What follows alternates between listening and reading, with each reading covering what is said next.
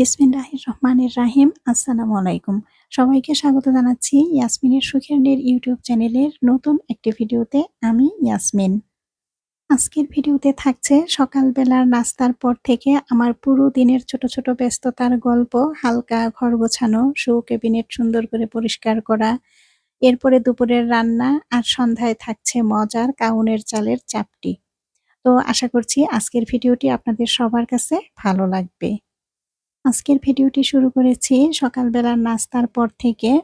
তো ছেলে তো স্কুলে চলে গেছে আর আমি হালকা পাতলা নাস্তা করে নিছি। এখন প্রায় ৯ টার মতো বেজে গেছে। তো টেবিলে টিস্যু ছিল না। তো টিস্যুটা ভাঁজ করে রেখে দিলাম। আর ছেলে স্কুলে যাওয়ার পর থেকেই কিন্তু মূলত আমার কাজ শুরু হয়। কারণ আমি চেষ্টা করি আমার ছেলে স্কুলে থাকা অবস্থায় সমস্ত কাজ শেষ করে ফেলতে। তো ও যখন বাসায় আসে দেখা যায় ওকে একটু সময় দেই। আর এদিকে ওর পড়ার টেবিলটাও কিন্তু একটু গুছিয়ে দিতেছিলাম। তো না দেখা যায় তাড়াতাড়ি চলে যায়। বই খাতা এলোমেলো করে রেখে যায়। তো একটু গুছিয়ে দিলাম। আর যখন স্কুল থেকে এসে দেখবে গোছানো একটা পড়ার টেবিল তখন কিন্তু এমনিতেই ওর মনটা ভালো হয়ে যাবে।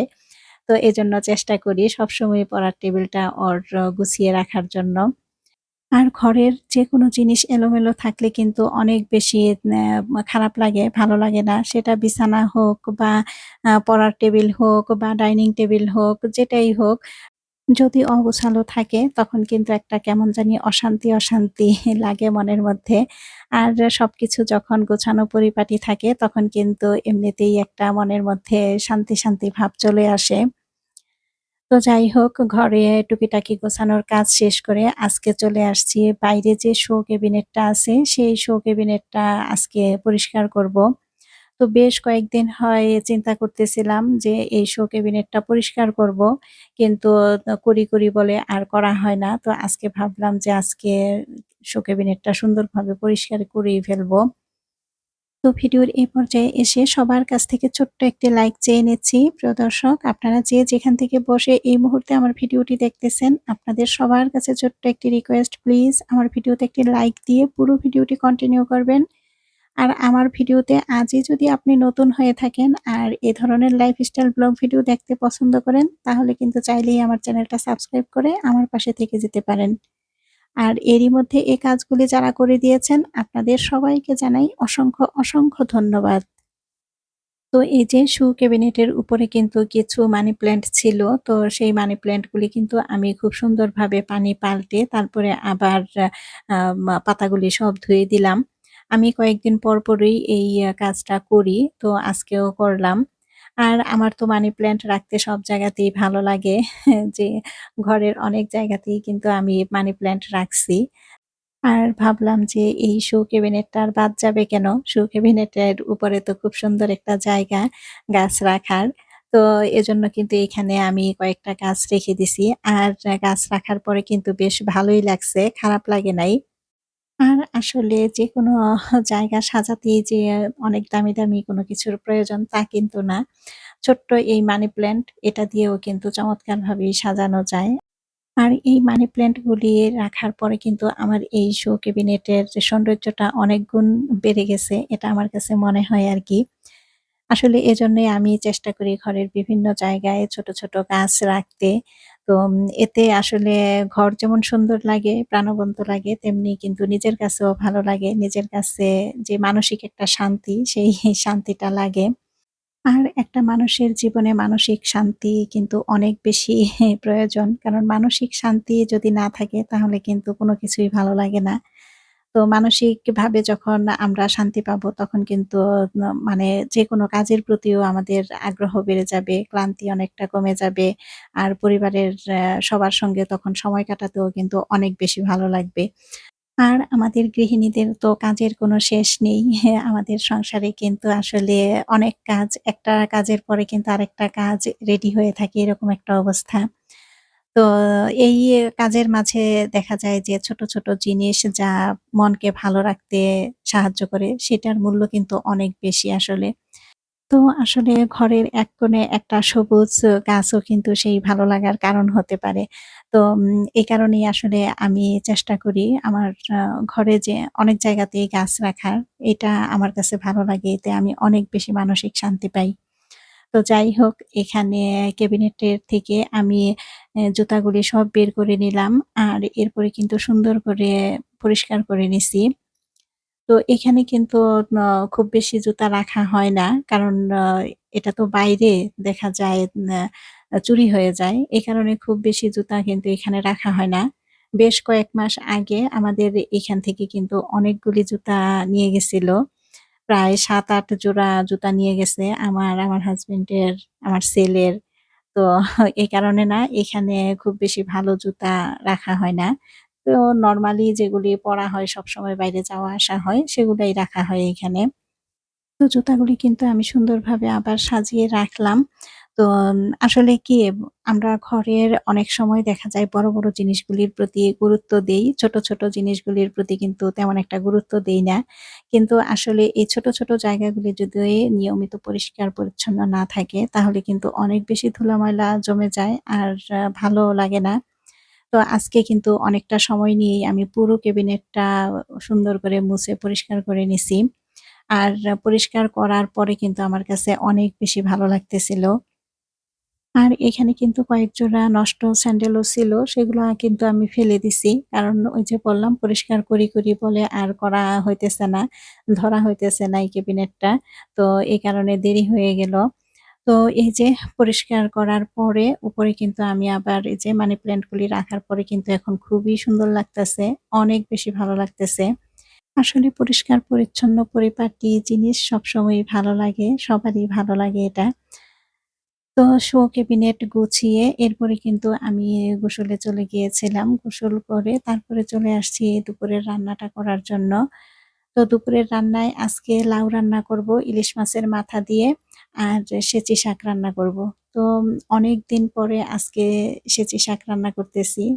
গতকালকে যখন হাঁটতে বের হয়েছিলাম, হাঁটতে যেয়ে তারপরে সেচি শাক নিয়ে আসছি। তো সেচি শাকটা কিন্তু আসলে সবসময় সব জায়গাতে পাওয়া যায় না। তো আমি যখন হাঁটতে বের হই তখন কিন্তু মানে অপ্রত্যাশিতভাবেই দেখি যে এক চাচা নিয়ে বসে আছে। তো ওই চাচার কাছ থেকে পরে আমি কিনে নিয়ে আসছি।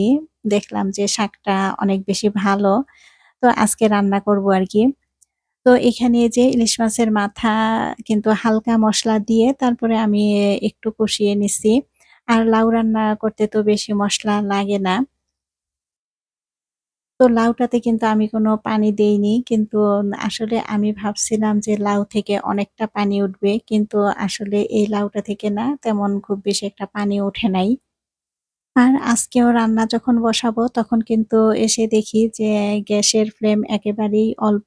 তো রান্না দেরি হয়ে যাবে। এই কারণে পরে ইলেকট্রিক চুলার মধ্যেই কিন্তু আমি রান্নাটা বসায় দিছি। তো রান্না করতে আমার প্রিয় মিষ্টি আপুদের কিছু কমেন্ট পড়ি।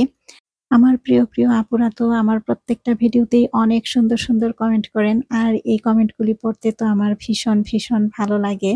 কিন্তু আবার কষ্ট পাই কারণ একটা ভিডিওতে তো আর সবার কমেন্ট পড়া সম্ভব হয় না। আমার তো ইচ্ছা করে সব আপুদের কমেন্ট পড়ি। কিন্তু সেটা তো আর সম্ভব না। তো এখন কয়েকটা আপুর কমেন্ট পড়ব। তো আমার গত ভিডিওতে না এর আগের ভিডিওতে পাপড়ি লাইফস্টাইল আইডি থেকে আপু কমেন্ট করেছেন। আমাদের এখানেও অনেক গ্যাসের সমস্যা আপু। আমার নামও একদিন নিয়েন আপু। আপনার হাসব্যান্ড আসলেই অনেক হেল্পফুল। কথাগুলো আসলেই ঠিক বলছেন। আপু অনেক সুন্দর করে কথা বলছেন। তো প্রিয় আপু তোমাকে অসংখ্য ধন্যবাদ জানাচ্ছি। আমার ভিডিওতে এসে তুমি এত সুন্দর করে একটি কমেন্ট করেছ। আর এই যে আপু আজকে কিন্তু আমি তোমার নামটা নিয়ে নিছি। আর হ্যাঁ আপু, আমার হাসব্যান্ড আসলেই অনেক বেশি হেল্পফুল। তো দোয়া করবেন আমাদের জন্য। আপু তুমি এভাবেই সুন্দর কমেন্ট করে আমার পাশে থেকো সবসময়। তোমার জন্য আর তোমার পরিবারের জন্য রইলো আমার মন থেকে অনেক দোয়া আর ভালোবাসা। তো ওইদিকে আমি রান্না বসিয়ে এদিকে কিন্তু আরো কাজ করে নিতেছি। এখানে আমি কাউনের চাল কে চিনেন জানি না। এই কাউনের চাল আমার মা আমাকে দিয়ে দিছিল মুন্সিগঞ্জে যখন গিয়েছিলাম তখন। তো আমার ভাই নিয়ে আসছিল সেই রাঙামাটি থেকে। তো সেখান থেকেই আমাকে দেয়া হইছে। তো এই কাউনের চালের দিয়ে আমি আর কোনো কিছুই করি নাই। তো এই চালটা এখন ভিজিয়ে রাখলাম। সন্ধ্যায় নাস্তা তৈরি করব। আর এখানে কিছু সিরিঞ্জ পিঠা, সেই পিঠাগুলি ভাবলাম যে অনেকদিন রোদে দেয়া হয় না। তো রোদে দিলে দেখা যাবে অনেকদিন ভালো থাকবে আবার। তো এজন্য বারান্দায় যেহেতু রোদ আসছে, তো এখানে রোদে দিয়ে দিলাম। তো আসলে আমরা কিন্তু রান্নার ফাঁকে এইসব ছোট, ছোট কাজগুলি কিন্তু করি। এজন্যই আসলে দেখা যায় একজন গৃহিণীর কিন্তু অনেক ব্যস্ত সময় কাটাতে হয় সারাটা দিন। তো এদিকে কিন্তু আবার দেখলাম যে গ্যাস চলে আসছে। তো এই কারণে আবার আমি কিন্তু গ্যাসের চুলায় বসাইছি। তো ইলেকট্রিক চুলা, আবার গ্যাসের চুলা, তো ২ চুলাতে মিলিয়েই কিন্তু আজকে রান্নাটা শেষ করতেছি। তো শাক এদিকে বাগার দিয়ে নিলাম আর লাউ তো হয়ে গেছে। আর এখন এই যে ভাতটা বসায় দিছি। তো দুপুরের খাবারটা কিন্তু আমাদের রেডি। আজকে দুপুরের খাবারে লাউ, সেচি শাক আর ভাত। তো এই আজকে দুপুরের খাবার। তো আমার ছেলে খেয়ে ফেলছে। আর আমি এখন খেয়ে নিতেছি। তো খাবার খেতে আমি আরো একটা আপুর কমেন্ট পড়ে নিচ্ছি। আমার গত ভিডিওর আগের ভিডিওতে প্রিয় লুবনা আপু কমেন্ট করেছিলেন, "আসসালামু আলাইকুম আপু।" ওয়ালাইকুম আসসালাম আপু। ২ টা ফোন দিয়ে তোমার ভিডিওটা ফলো করে দিলাম ইনশাল্লাহ। তোমার ভিডিওর মধ্যে সবচাইতে আমার ভালো লেগেছে ভাইয়া যে তোমাকে মাছ কেটে দিয়েছে এ বিষয়টা। সত্যি বলতে আমার কাছে খুবই ভালো লেগেছে। তো প্রিয় আপু তোমাকে অসংখ্য ধন্যবাদ। আমার ভিডিওতে তুমি এত সুন্দর করে এত চমৎকার করে একটি কমেন্ট করেছ। তো আমার হাসব্যান্ড আমাকে মাছ কেটে হেল্প করেছে। এই বিষয়টা তোমার কাছে ভালো লেগেছে। এটা জেনে কিন্তু আমার কাছেও অনেক বেশি ভালো লাগলো। তো আপু তুমি এভাবেই সুন্দর কমেন্ট করে আমার পাশে সবসময় থেকো, আমাকে সাপোর্ট করো। তো আপু কিন্তু আসলেই খুবই সাপোর্টিভ। আপু কিন্তু দেখা যায় যে ২ টা ৩ টা মোবাইলে সবার ভিডিও দেখে। আর দেখা যায় অনেক সময় বড় কমেন্ট করতে পারে না। কিন্তু ফুল ওয়াচ করে দেয় আপু। এই যে আমার ভিডিওটা কিন্তু আপু ২ টা মোবাইল দিয়ে ফুল ওয়াচ করে দিছে। তো চাইলে কিন্তু আপনারা আপুর আইডিটা ভিজিট করতে পারেন। আপুর সাথে যুক্ত হয়ে যেতে পারেন। আপু অনেক বেশি সাপোর্টিভ। তো প্রিয় লুবনা আপু তোমার জন্য আর তোমার পরিবারের সবার জন্য আমার মন থেকে অনেক দোয়া আর ভালোবাসা। তো দুপুরে খাওয়া-দাওয়া শেষ করে এরপরে কিন্তু আজকে আর কোনো রেস্ট নেইনি। আজকে এখন এই যে কাউনের চাল যে ভিজিয়ে রাখছিলাম দুপুরবেলা রান্নার সময়, সেই চালটাই কিন্তু এখন ধুয়ে ভালো করে তারপরে কিন্তু ব্লেন্ড করে নিলাম। এই কাউনের চালের আজকে চাপটি বানাবো। তো কাউনের চাল দিয়ে কিন্তু পায়েস রান্না করে, তারপরে আ বউয়া রান্না করে, তারপরে পিঠা বানায়, চাপটিও বানায়। তো আজকে আমি চাপটি বানাবো। তো এই কাউনের চালের চাপটি কিন্তু অনেক বছর পর আজকে আমি বানাবো। তো আসলে সত্যি বলতে কি এই খাবারটা বানাতে গিয়ে কিন্তু আমার অনেক ছোটবেলার কথা মনে পড়ে গেছে। কারণ অনেক ছোটবেলায় আমার মা বানায় দিছিল, তখন খাইছি। এরপরে কিন্তু অনেক বছর মানে খাই নাই। তো এখন আজকে আবার বানাবো। আর এদিকে যে পিঠা রোদে দিছিলাম সেই পিঠাটা তো শুকায় গেছে ভালোভাবে। তো এখন কন্টিনে ভরে রেখে দিলাম। এভাবে না এই পিঠাগুলি মাঝে রোদে দিয়ে কিন্তু অনেকদিন রেখে খাওয়া যায়। আসলে এখনকার বাচ্চারা এই কাউনের চাল এই চালটার সাথে কিন্তু পরিচিত না। ওরা কিন্তু দেখা যায় জানেই না যে এরকম একটা চাল আছে আর এই কাউনের চাল দিয়ে পিঠা, পায়েস সবকিছুই খাওয়া যায়। তো আসলে আমার মনে হয় কি মাঝে এমন খাবার বানিয়ে পরিবারের সবাই মিলে একসাথে বসে খাওয়া উচিত। কারণ এই ছোট স্বাদ আর স্মৃতিগুলিই কিন্তু একদিন আমাদের জীবনের সবচেয়ে সুন্দর গল্প হয়ে থেকে যাবে। তো এই ছিল আজকের দিনের আমার ছোট কাজ, রান্নাবান্না আর সংসারের ব্যস্ততার গল্প। তো আশা করি আজকের ভিডিওটি আপনাদের সবার কাছে ভালো লেগেছে। আর ভালো লাগলে অবশ্যই একটি লাইক দিয়ে পাশে থাকবেন। আর আমার চ্যানেলটি সাবস্ক্রাইব করে আমার এই ছোট্ট সুখের নীড়ের সাথেই থেকে যাবেন। তো পরবর্তী ভিডিও দেখার আমন্ত্রণ জানাচ্ছি। সবাই ভালো থাকবেন, সুস্থ থাকবেন। আল্লাহ হাফেজ। আসসালামু আলাইকুম।